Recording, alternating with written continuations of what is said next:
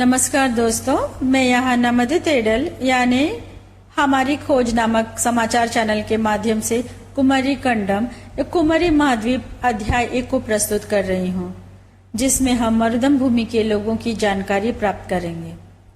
आज जो भी लोग इस दुनिया में रह रहे हैं वे सभी के पूर्वज थे देवेंद्र कुल वेलालार, जिन्हें हम उत्तर में कुर्मी क्षेत्र के नाम से जानते हैं, जो रहते थे और अभी भी हमारे बीच रह रहे हैं।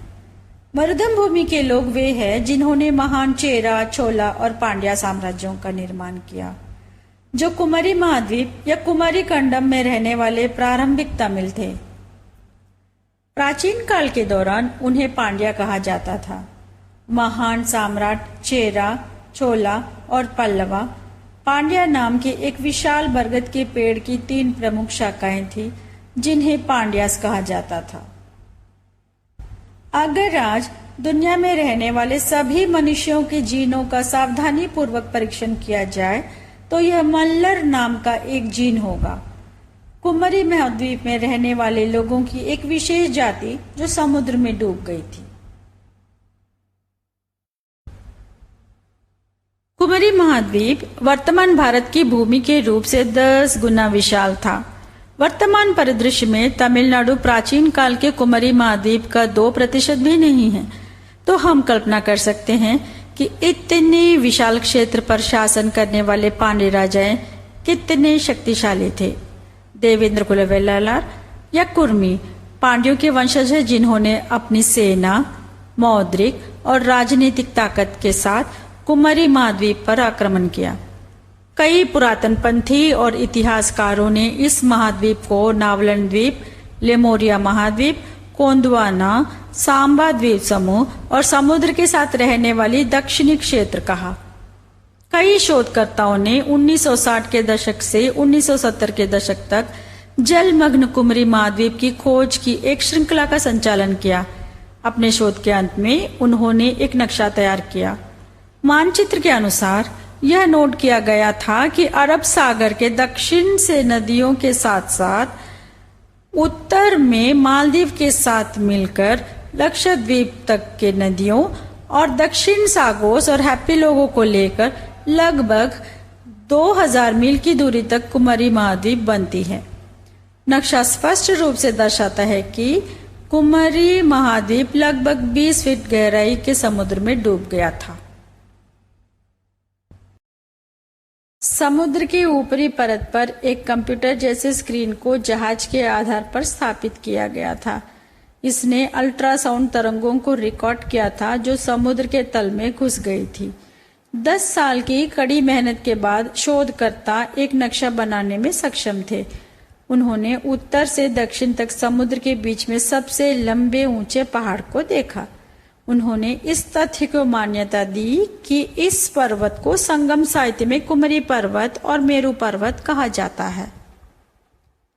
उन्होंने यह भी महसूस किया कि इस पर्वत के पश्चिम और पूर्व से बहने वाली नदियों को भी संगम साहित्य में दर्ज किया गया था। इसमें पहाड़ों के आसपास 49 देशों के नाम भी दर्ज किए हैं। रिसर्च टीम को इस तथ्य को जानने में मजा आया। आर्कियोलॉजिस्ट के व्यापक प्रमाण मिले हैं कि शुरुआती पांड्या ने बड़े जहाज पर विभिन्न प्रकार के फलों और चावल के अनाज के साथ कारोबार किया।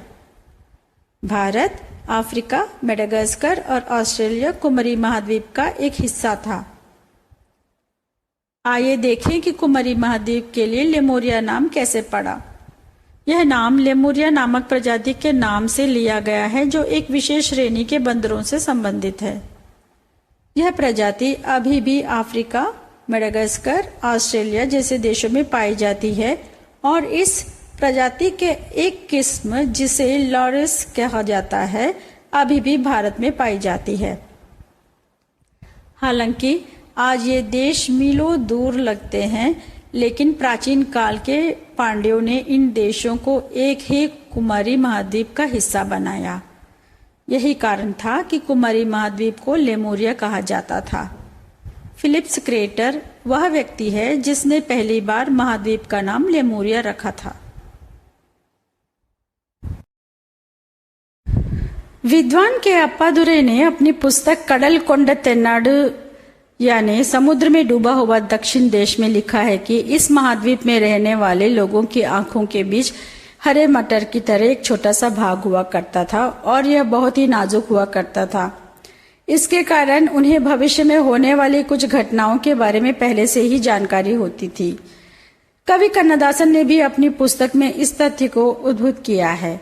लगभग 2000 सालों के पहले की संघ काल के साहित्य के अनुसार रिसर्च यह बताता है कि शिवन या शिवा पहला व्यक्ति था जिसने तमिल समाज का नेतृत्व किया और वह पांड्य का राजा था और उसकी तीसरी आंख थी, जिसके साथ उसने नक्कीरन नामक एक विद्वान को राख में जला दिया था। इसीलिए कुमरी महाद्वीप जहां शिव रहते थे उसे तेन्नाडु या दक्षिण देश कहा जाता था। इसी वजह से विद्वान अप्पादुरै और कवि कन्नदासन ने कुमरी खंडम को तेन्नाडु कहा। इस तथ्य को दोहराते हुए वर्तमान में तमिल वाक्यांश तेन्नाडुடைய शिवने पोट्री एन्नाट्टवरुक्कुम इरैवा पोट्री, जिसका अर्थ है दक्षिण के भगवान शिव की स्तुति करो और मेरे देश के स्वामी शिव की स्तुति करो, आज भी लोगों के बीच प्रसिद्ध है। इसी कारण हमारे पूर्वज जो अतीत में मारे गए और समुद्र में विलीन हो गए, उनकी याद के रूप में आज भी उन पूर्वजों को श्रद्धांजलि दक्षिण की ओर मुंह करके दिया जाता है। कई इतिहासकारों का मानना है कि राजा नीलांतर तिरुविरु पांड्यन भगवान शिव हैं। भगवान शिव पांड्यों के सबसे बड़े राजा हैं। अब हमने देखा है कि कडलकुंड तेन्नाडु और लेमुरिया महाद्वीप के नाम कैसे निकाले गए थे। प्राचीन काल के दौरान कुमरी महाद्वीप विभिन्न प्रकार के जामुन के पेड़ों से घिरा हुआ था। इसीलिए कुमरी पर्वत और आसपास के स्थान को नावलन द्वीप कहा जाता था। जामुन के पेड़ों को तमिल में नावलमरम कहा जाता है। तमिल साहित्य और महाकाव्यों की महान कृति का अनुवाद आर्यों द्वारा संस्कृत भाषा में किया गया था। उन्होंने नावलम द्वीप का नाम संस्कृत भाषा में सांबा या जम्बू रखा। इसी से सांबा द्वीप का नाम पड़ा। सिलप्पदिकारम, जो कि तमिलों की प्रारंभिक महाकाव्यों में से एक है, उसके 11वें अध्याय में कहा गया है कि एक बहुस्तरीय पर्वत है जिसे कुमरी पर्वत कहा जाता है और इसमें से फकरुली नामक एक नदी बह रही थी।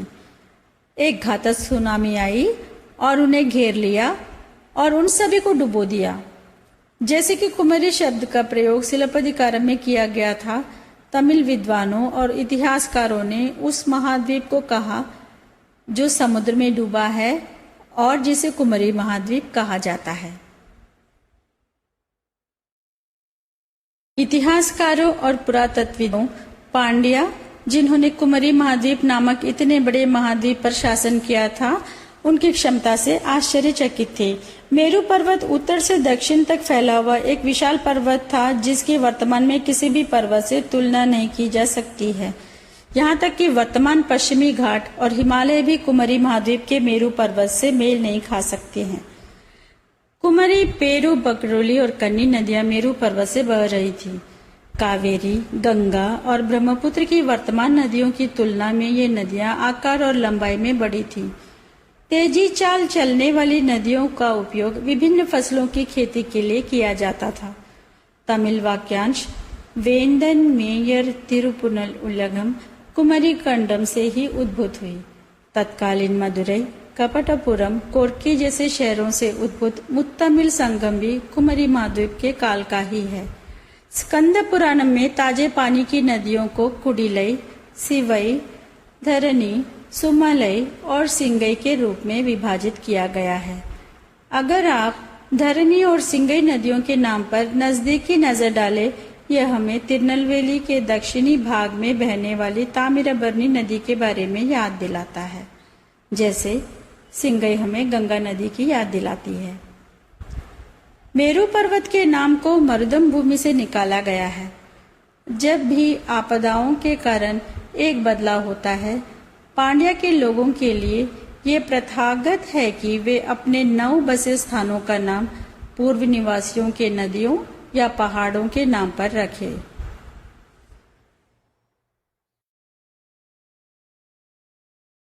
चीन की प्राचीन कहानी में मेरू पर्वत और कुमरी और पखरुली नदी के बारे में हम अभी भी पढ़ सकते हैं।